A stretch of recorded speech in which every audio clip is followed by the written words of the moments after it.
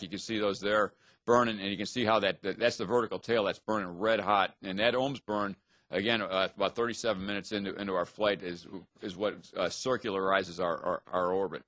And then one of the other critical moments that occurs on exactly one revolution after we launched is the opening of the payload bay doors. We pretty much do this over the top of Houston, and getting those doors open is a very critical part of the flight, because it's then we know that the cooling system and those radiators it can provide the proper cooling for our avionics. And I'll turn it over to Tony for flight day 2. This is us on the flight deck on flight day 2, and what we do is we want to take a close look at the nose of the orbiter and also the leading edge wings. We want to make sure Space Shuttle Discovery got into space without any problems. So we use a robotic arm and a boom. It's got cameras and lasers on the end, and this is just us taking pictures of the wings. While that's going on the flight deck, Swanee and Ricky are down on the mid deck checking out their spacesuits and making sure they're going to be ready to go for them when it's time to go do their spacewalks. And then we go to bed that night and get up on flight day 3, and it's time to rendezvous with the space station. We do some burns from the front, and then this is the station view from below and behind. And you'll see Brew here on the aft flight deck flying, and John working the laser. This is a little handheld laser John's working on to make sure we're the right distance and closing speed on the station. And Brew's in the back flying, and everybody's got a job. So Ricky's job here is to push that button. He does that amazingly well. He's got a gift for it. This is a view. The inset is the space station looking down on Space Shuttle Discovery, and then the big view is looking through our payload bay. Brew's flying Space Shuttle Discovery through a backflip so the guys on the station can take pictures of our tile. So we looked at the leading edge and the nose, and now we want to look at the rest of the tile, and we'll do that with just digital cameras. So we judge, everybody's going to judge Brew's ability to fly this backflip here. We'll slow the video down here in just a second. What you want to see is the station coming right up from the bottom along the tail. You can see the station on the sides of this picture starting to come up into view. You won't be able to see the center of the space station because Brew flies this perfect backflip, and the tail of the Space Shuttle Discovery ends up blocking the view of the station. And that perfectly centered. This is the mission control team. Again, like Bruce said, it's all part of a big team. So our Capcom and flight director's there. And then the cartoon view is the view that the ground gets to look at. Brew, after he does this backflip from underneath, he flies out in front of the space station and then backs us right in.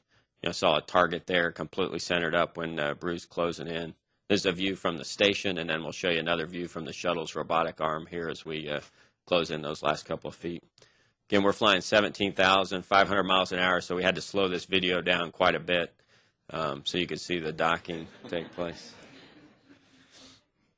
And then we showed you Ricky pushing that button here, and this is the results of Ricky pushing that button. It actually brings Shuttle Discovery and the International Space Station into to mating hard dock config there.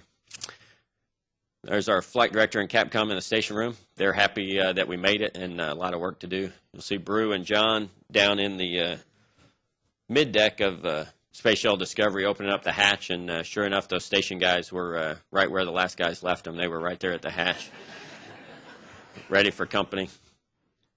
We get a couple of minutes to say hi. A couple of Navy traditions here with the Sandy's ringing the bell and announcing Space Shuttle Discovery's arrival. In Navy tradition, Brew carries that title, so he is Space Shuttle Discovery here in this view. We all come in, we say hi, we do a little safety brief, and then there's a lot more work to do. And so right when Spanky gets the microphone here, he tells us to get to work. So no more time to hang out, and I'll turn it over to John. So the next morning we did get to work. Here's Sandy and I, and we're driving the space station robotic arm, and we're pulling the truss out of the payload bay. And this is a two-arm task. We have to hand it off to the shuttle arm that's being driven by Joe and Tony, and that's enabled in order that the ground can move the little railroad car that the station arm sits on. And then we grab it back with the station arm from the shuttle arm and move it out to very close to its the point where we're going to install it. Meanwhile, the EVA crewmen, and in this case it's Swanee and Ricky, are getting ready to go outside. And here's Tony. They've spent the night in the airlock, and Tony is getting them ready to go out the door. And now Koichi and I are driving the space station robot arm, and you'll see in the inset we're moving it very close to its final location. And Tony and Mike Fink are pushing the EVA guys out the door.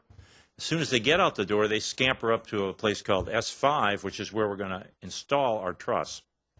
And here's the hatch opening. Of course, it happens at night. It seems like it always does.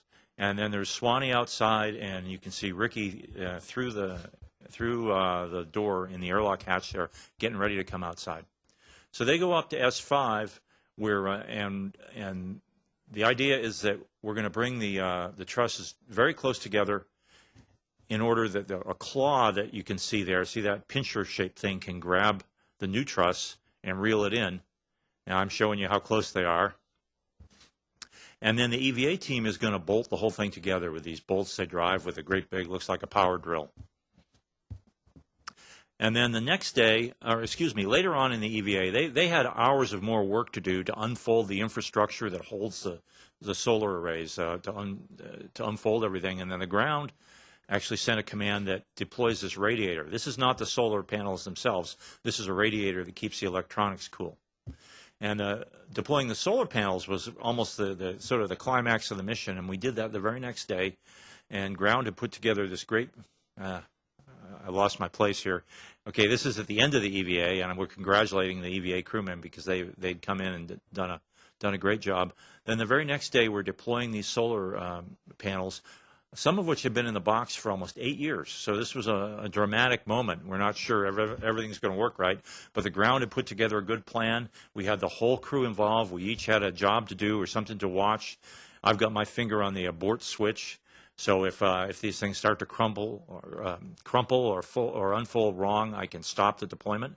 But it went perfectly. And so at the conclusion of Flight Day 5 here, we had this is early on Flight Day 6, we had the space station at full power. And I'm going to pass it over to Swanee. Thanks. We had a few other tasks to do for EVAs on this flight. You can see Joe and myself working on a payload attach system. Pulling out, we can put payloads on that outside and give them power to store them out there. Again, I'm working on that again with Joe in the background. And here we're still more work on that same areas out than on the port side. And we also moved, they call them CETA carts, or just portable places for work out on the end of the truss. So we're moving one from the starboard side to the port side, or actually the port side to the starboard side. And Joe's riding on the arm during this one. You can see him moving on in there. And Ricky's down below him working away, getting ready to attach it. Here's Ricky working on the station arm. It had some issues on being able to grab things, so he's actually lubing it, putting lubrication on the snares there. And they're going to see a little pattern here, or see a little test of the snares as it opens and closes. And it worked much better since Ricky did that. Then it's time to come on in. So we're coming back in now. As again, as John was saying, it's usually dark at this point for some reason, but the sun's going down, so we're heading back in. And the EVA's in. We're very happy because they're over, and we got the job done. Tony's job, of course, again, is also to, besides suiting us up, is to take us out of the suits. Not such an easy task sometimes. Besides working in space, there's also living in space. And here, Brew is getting in his sleep bag. He's describing his suite upstairs on the flight deck. The rest of us, though, are downstairs crammed in the mid-deck.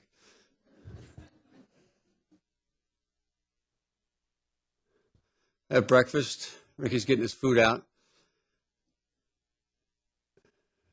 You see, they're all our food's kept in little lockers. And it's also, you notice if you turn your head away, food will just kind of fly away and you won't find it again for a few days. Here's a galley. So we rehydrate our food or get our water. And right next to that is the oven.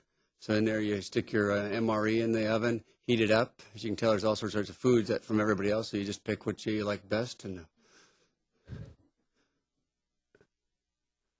Brew eating, playing with food is a requirement in space. And then one night we had dinner on the Russian segment. So they offered us some Russian food, and Koichi had actually some Japanese food. And we ate them. You see the Russian food is a little different. It comes in cans. Some of it does. And there's